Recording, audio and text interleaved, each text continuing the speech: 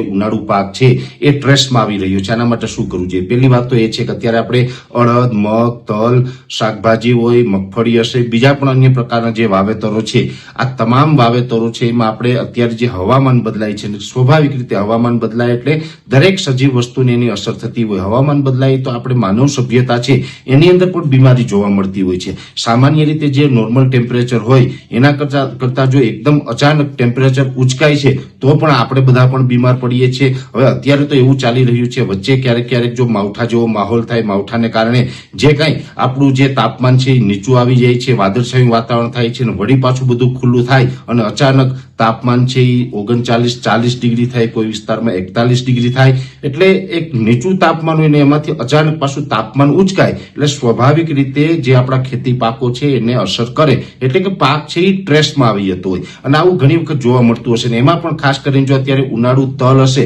તલની અંદર તો આ વધારે પડતા પ્રશ્ન જોવા મળતો હશે કે તાપમાન નીચું હોય ને અચાનક ઊંચું આવી જાય તો તલ છે, તલનો પાક છે એકદમ ટ્રેસમાં આવી જતો હશે. એવી જ રીતે અડદ, મગ હોય, અન્ય પાક હોય, બધા જ પાક છે એને આ હવામાનની અસર થતી હોય છે. મોટા ભાગે જોવા જઈએ તો અત્યારે આમ તો જ્યારે પણ આપણે પાણી વગેરે આપતા હોય એ રેગ્યુલર આપણું ચાલુ રાખવાનું હોય છે, પણ ખાસ જ્યારે છોડ ટ્રેસમાં આવે, ઘણી વખત આપણે એવું બને કે ચોમાસામાં અતિ ભયંકર વરસાદ પડે તો પણ છોડ ટ્રેસમાં આવી જાય અને વરસાદ વધી જાય, શિયાળામાં અતિ ઠંડી પડે તો પણ છોડ ટ્રેસમાં આવી જાય, અને ઉનાળામાં અતિ ગરમી પડે ત્યારે પણ છોડ ટ્રેસમાં આવતો હોય. જ્યારે છોડ ટ્રેસમાં આવે અને એને ટ્રેસમાં આવશે એટલે આપણે એના લક્ષણો દેખાશે, કેમ કે છોડ છે એ ઝાંખો પડી જશે, નિમાણો પડી જશે, ઘણી વખત એનો ગ્રોથ અટકી જશે. જો સતત એ છોડ ટ્રેસમાં રહેશે તો એનો વિકાસ પણ નહીં થાય, બરાબર ફ્લાવરિંગ પણ નહીં લાગે, અલગ અલગ પ્રકારની ઘણી બધી અસરો એમાં થતી હોય છે.